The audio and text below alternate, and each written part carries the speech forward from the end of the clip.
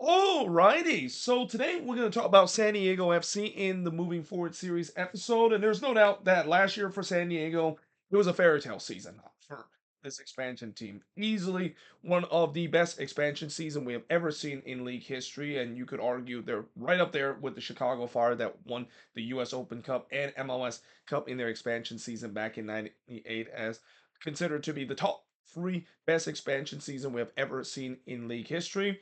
And not to mention, unlike St. Louis City, when they had an incredible expansion season as well, and unfortunately fall off in the first round in the playoffs, the team actually won some playoff game. They did something that not a lot of expansion team is able to do, which is win a couple of playoff rounds, got themselves all the way to the Western Conference Final, but then they ran into Vancouver. And if there's one thing that I've mentioned a lot in my moving forward series, when you are running into Vancouver, and especially with how much of a juggernaut they've been this season, yeah, they kind of didn't have had that luster to be able to move on to MLS Cup and become the first expansion team since the '98 Chicago Fire to make an appearance in MLS Cup and potentially win it in their expansion season. But like I said, it was still a fairy tale season with a 19-6-9 record and finished with 63 points, which is the most that any MLS expansion team has ever got in their season. They surpassed that mark that LAFC set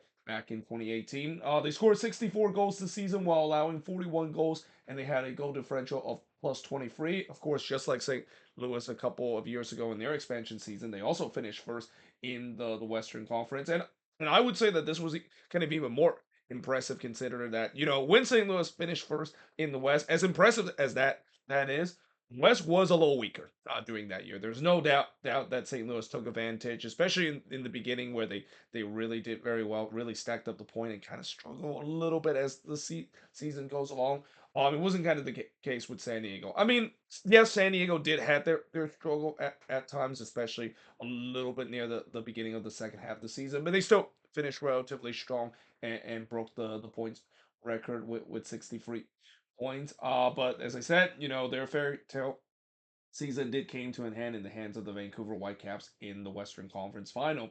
Looking at the top goal scored on this team, so unsurprisingly, you got Anders Stryer is the top goal scorer with 19 goals. But it's hard to believe that besides Anders Stryer, the other guy that is the top goal scorer on this team and is still second in the list is Milan Ilaski, the guy that they of course got during the well, not the off season, but as one of their big expansion season signing, and just had an incredible run of form when he break into this team first as a substitute and then become a starter. And as we'll talk about in just a bit of how much, I know as much as there's a lot of positivity coming out of this expansion season for San Diego, there's no doubt that they definitely still made some big mistake throughout this expansion season. And I think the biggest mistake that I think San Diego fans can admit that this team have made this season is not signing Milan Lasky to a permanent deal. Besides that, you got Chucky Lozano with 9 goals. He's still on this team technically, but we'll definitely talk about that. That's saga and how it could definitely get ugly as the holdout is happening. But then they also have Luca De La Torre with 5 goals. He's also no longer on this team. So basically, when you look at the San Diego team, besides Anders Schreier and Ona Valakari, who finished the top five with 4 goals, these three guys are no longer on this team. So yeah, there might be a little bit concern when it comes to the goal scoring, as we'll talk about in just a bit. Top assist leader, you got Anders Schreier with 19 assists. Under Stryer, I've already mentioned before. If it wasn't for Messi, he would have won MVP this season. I mean, among the top leader in terms of goal contribution, I think he led the league in assists, if I'm not mistaken, as well. But close behind was Yepi Verskov with 13 assists. Very underrated player as well. I think a lot of people have talked about how good he is, and he's definitely one of the better number six in this league and one of the best playmaking number six in this league as well. Then you got Una Valakari with 11 assists, Chucky Lozano with 10 assists, and Luca Bino rounds up the top five with 4 assists for the San Diego team. Best win of the season. I'm gonna go with the 5-3 win that they had against Vancouver on the road. So this was the Milan Ilaski game. This was the game where Ilaski scored four goals against Vancouver. Did his Michael Jordan celebration when he scored that goal as well, and just kind of once again proven how big of a mistake that was for San Diego. Decided to not sign sign him, and especially where he end up going later in the season. And I know Vancouver wasn't in full strength in that one, but that was definitely a statement win. That was definitely a win against a really good Vancouver team, and with how good they are. The sky was definitely a limit for this team. Worst game of the season. I'm actually gonna go early in the season where they lost 3-0 against Charlotte FC. So this arguably probably was not only the worst game of the season, but probably the worst game that San Diego's FC have ever played in general. Throughout the season, yes, there are games where they just get completely outmanned, but they're still able to find a way to come from behind. Part of that is because Andre Shard keep making magic in those games. But I would say this one is kind of one of those type of game, especially on the road, but they just never got that magic. I mean, they got absolutely steamrolled by Charlotte in that game. But that being said, that was also kind of the part where Charlotte was doing very well before Charlotte kind of had that collapse from May to July. They were considered one of the best team in the Eastern Conference, and that was definitely, you could say, maybe one of an early test that San Diego might have to go on the road against one of the best team in the East. And yeah, it's safe to say that they definitely failed that test in a very bad way. I mean, they were never in that game against Charlotte. Charlotte pretty much took control of that game from minute one and never let go of it for the rest of the game.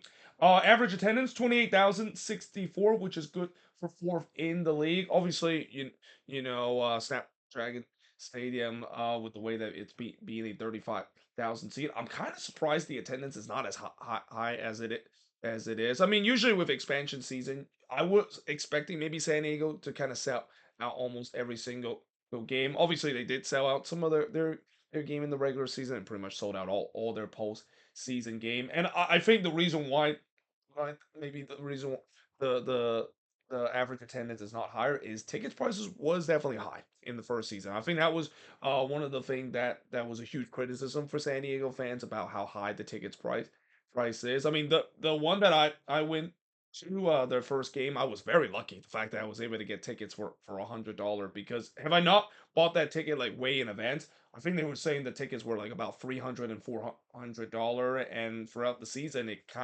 wasn't as egregious as the first ever home game in club history, but it was kind of right around that range. So yeah, when you have high ticket prices, and even though this is definitely one of the more fun team to watch, you're gonna definitely turn away a lot of fans, especially in this economy. So yeah, again, I feel the attendance, of course, is still good, but I feel like it could definitely been better if they didn't just hike up the prices in the first season. That is. Now look at the MVP of this team. It's got to be Understar. I mean, I don't really need to talk too much of why Understar is the MVP of the San Diego team. I mean, I've already said it so many times throughout the season.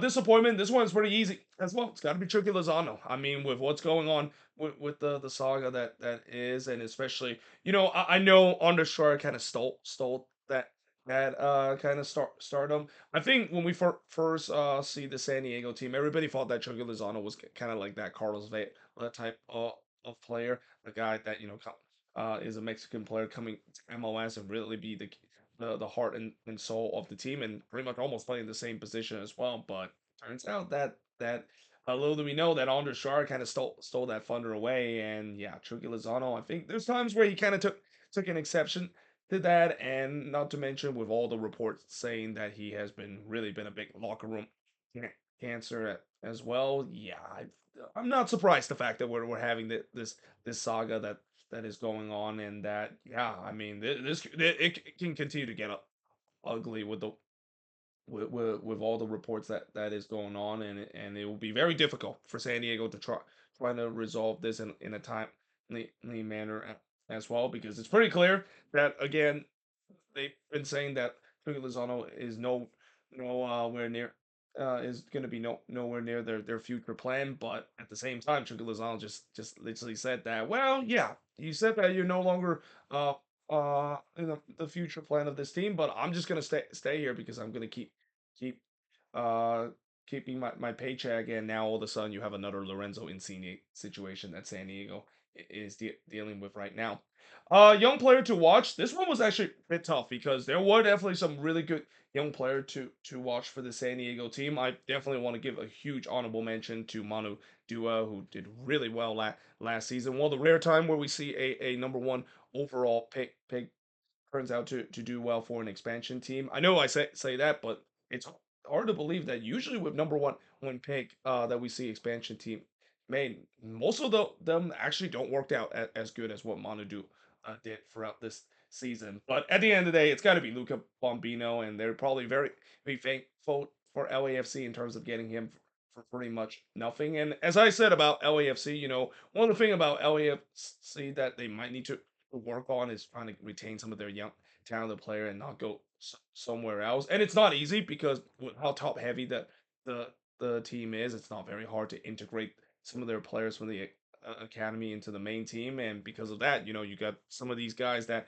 want to go somewhere else because they're not getting minutes with LAFC, and Luca Bombino is an example of it. Didn't really get too much minutes with LAFC, want to go somewhere else to prove himself, and it's safe to say he definitely improved himself.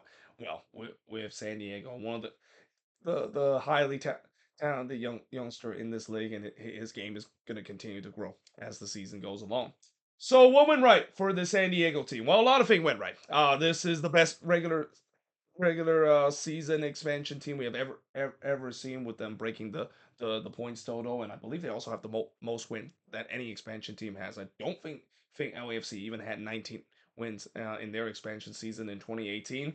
And of course, if it wasn't for Messi, Undershar would have definitely won the MVP this season as well. And they also have the most wins that of any road team in MLS as well. This was kind of a bit of a surprising one, but I did look up, and I actually did find out that San Diego did have the most wins on the road. They even had more wins on the road compared to Inter Miami, who was the second team.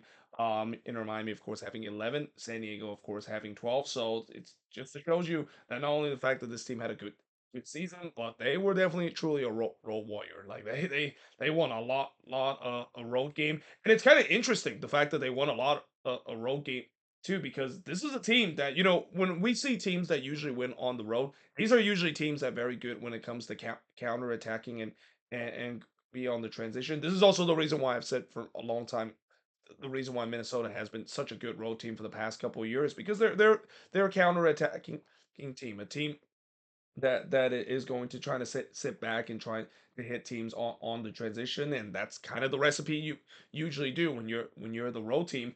That's just not what the San Diego team is. This San Diego team is the complete opposite of what I mentioned of being a counter-attacking team. This is a team that likes to control the game from minute one, and likes to basically like dictate the play throughout the full 90 minutes. They're among the highest possession team last season under Mikey Veras. So the fact that they're still able to play that style on the road, something that's kind of unprecedented. And sometimes, of course, they've worked out. Sometimes, of course, it hasn't. And of course, some of the road wins that they have, you can kind of say that it was kind of a little bit of luck involved, especially with the way that Arndeshar, you mentioned it, at times kind of scoring in some big moments on the road to propel them to the most win on the road. But yeah, again, overall, I was really surprised to find out that they of course won that many game on the road, despite the fact that the style that they play usually isn't something that I usually see road team does in this league. So what went wrong for the San Diego team? So as I mentioned, the Milan situation of them not offering him a permanent deal, and I know originally the reason why Ilowski didn't want to sign with San Diego permanently is that he wants to get himself another shot in Europe, and that's perfectly fine. I mean, when you see a player that did really well in MLS and maybe get another chance to go back to Europe to prove himself, I mean that's kind of at the end of the day what every MLS team is trying to do, develop some good young talent before it eventually sell them off to Europe. But I think what was very disappointing for San Diego fans, and especially what turns out to be a huge mistake for San Diego not getting Milan Ilowski to a permanent deal, is the fact that he eventually came back to MLS.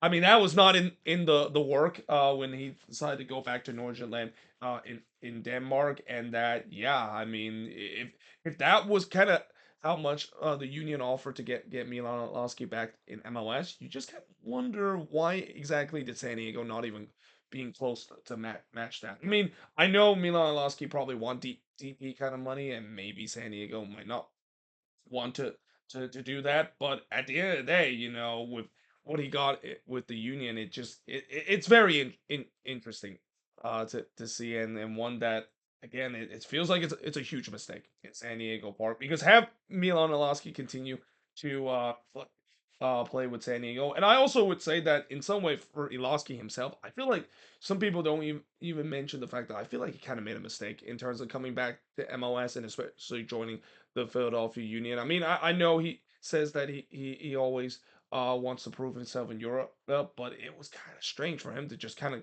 did a complete 180. And with him being with the Union, I already mentioned how it hasn't really kind of worked out well for him either. So yeah, overall, it was just a mistake on both parties side. And have Milan Lasky was still with the San Diego side, I have no doubt that this San Diego side will definitely be even more electric than what they are on the attacking end, and definitely a team that can maybe even go toe to toe and overcome the juggernaut that is the Vancouver Whitecaps that we've seen this season. And then, of course, besides the jar goal, the goals would definitely start to come by anybody else for a while, and this happened after He left, where there was really nobody on this team that can score the goal. Now, as the season goes along, Pellegrino did kind of take that pressure off of a little bit for Dryer, and Amal Pellegrino. I will give him credit, and I'm not going to hold any animosity the fact that the Quakes, I feel like they did the right decision of letting him go with the way that he wasn't producing, and that I'm happy the fact that eventually he was finally able to break out that curse and finally start to score the goals to really kind of put the pressure off of Dryer as well. But really, but before that, that was a huge concern for the San Diego team because they went from one of the most high potent attacking team in the beginning of the season to a team that were having a lot of issue of scoring goals. Like there was a lot of games where they can barely crack the 2 goal mark as well. And then last but not least, again, the Vancouver juggernaut that they run into. And even though that game was at home, I mean, the fact that they pretty much no show for most of the game, especially in the first half. I mean, to find yourself 2-0 down immediately as well. That is definitely very disappointing to see, and they just really never recover after that. Eventually, went 3-0 down at one point in this game, and when you go 3-0 down against Vancouver, especially after one half, even if you're playing at home, yeah, you're not coming back from that. Vancouver is not a team that's no big leads, and yeah, with such a magical season that this team has, and with the way that this turns out to be kind of a Cinderella season, yeah, the clock did eventually struck midnight on this team in the Western Conference Final. So moving forward, looking at the San Diego team, obviously the biggest talk right now with this team is the Chucky Lozano situation, and again, there's no easy fix in terms of it. The reason why I mentioned this situation similar to the Lorenzo Insigne situation is that it's pretty much the same ordeal. A player, he wants to maybe stay with the club to just collect paycheck, but he wants no part in turn. So maybe playing for the team as well. And yeah, it's going to be interesting to see how they will offload him. Originally, it looked like there was interest in Liga MX, and at least Cruz Azul was one of the team that I thought that was going to take Chucky Lozano off of San Diego hand, but with that deal kind of seems like it's gone by the wayside, and with the way that this is definitely not a good look to trying to sit one of your DP and especially one of your highest earning DP. Actually, not even one of the highest. He is the highest earning DP on that team as well. Yeah, it's not a good look, and that we'll see whether or not if they eventually will find a way to resolve that. I do think that Lozano probably will never put on a San Diego FC jersey ever again because again the bridges have clearly been burned between both sides, but now it's just the fact that now San Diego is just trying to find a way to resolve this situation and find the right team to maybe take him off, and not to mention also exercising the buyout as well. I would be very surprised that they would not exercise the buyout of Chucky Lozano. But even then, that's still gonna be tough to do, especially again the way that Chucky Lozano have repeatedly says that he's not willing to accept the buyout and he just want to stay with San Diego, even though he's not playing with the team and just kind of earning the paycheck as the day goes along. And then of course, besides the need of DP9, I mean the number 9 position has been pretty much the biggest need ever since the departure of Milan Iloski. They still haven't really quite find that.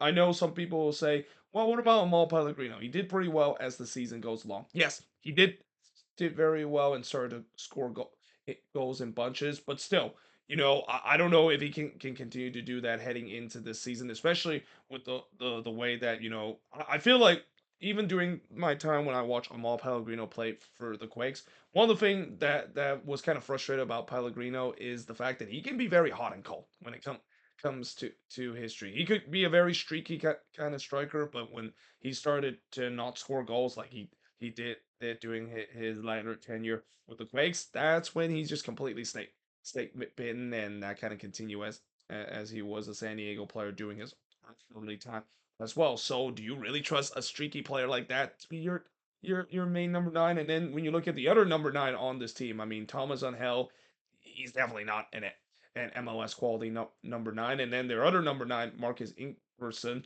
pretty much spend more time on the IR than actually on the pitch. So there's no doubt they desperately need a 9 to propel them to the next level in the attack, and especially finding someone that can put the pressure off of Onderschreier as well heading into next season. But besides the obvious need for a 9, the depth is definitely something that they might need, especially in the midfield. Losing Luca De La Torre to Charlotte, that one kind of hurt them. I know De La Torre kind of fell down the pecking order as the season goes along, but still, he's a pretty good depth piece that San Diego could have. But now that they move on from him, they'll definitely need to look into the market to try to find depth as a reason, and maybe even get a U22 initiative signing to add more depth in the midfield.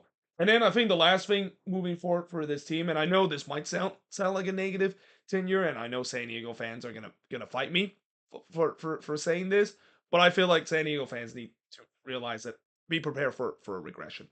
I do think this team is going to regress heading into this season. As magical as last season was, and as much as they went all the way to the Western Conference Final and break the points total, we've seen this before with many MLS expansion team where the second year syndrome is definitely a real thing. Now, it isn't necessarily the case for a lot of MLS teams. Some teams kind of improve in their second season. LAFC and Atlanta are two teams that kind of come in mind that really improve in their second season. In one cases for Atlanta United, they won MLS Cup in their second season as well. But for every LAFC and Atlanta success story, you have a St. Louis situation where they had an incredible first season and then they absolutely collapse in the second season. Or you can say the same with Austin as well, where Austin had an incredible second season, but then the third year it fell apart in a quick way. And especially when you look at this team, and my concern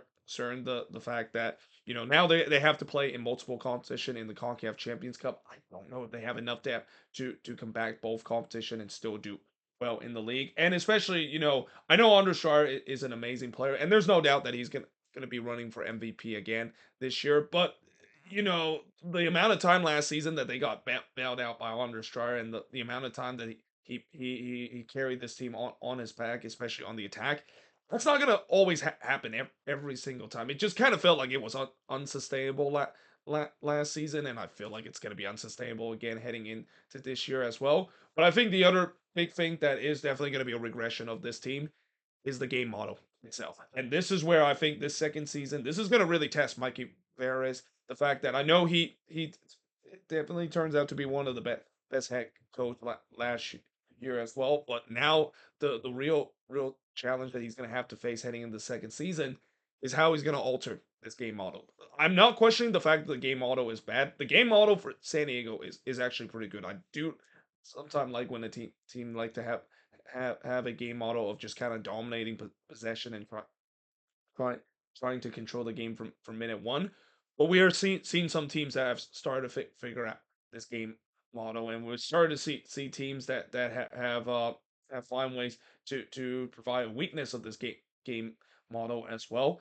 This is where the adjustment is going to have to be made for Mikey Veras. The fact that he's going to have to alter this. He can't just single-handedly sit on this as the way to do, because a lot of team now seems like they're gonna have the book on the San Diego team, and now that teams have a book on this team, I wouldn't be surprised if there might be some regression heading into this upcoming season.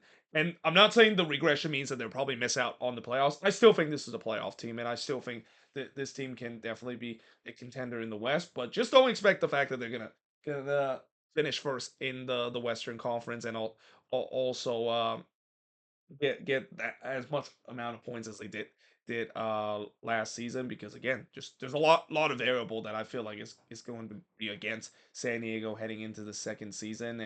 And even if they are going to suffer a regression, as long as it's not as bad of a regression, as long as heading into the second season they'll still make the playoffs and look like a competitive team, and also find the answer of the biggest needs that they have in terms of finding a DP9, and resolve the Chucky Lozano situation. I think San Diego fans will be pretty happy in terms of the progress that this team is going heading into the second season. But either way, hope you guys enjoyed this video. If you do, make sure you like, smash the subscribe button. If you're a San Diego fan, what do you think is the MVP, disappointment, young player to watch? What went right? What went wrong? And moving forward, how is this team going to look heading into next season? But until then, hope you guys enjoyed this video, and I will see you guys next time.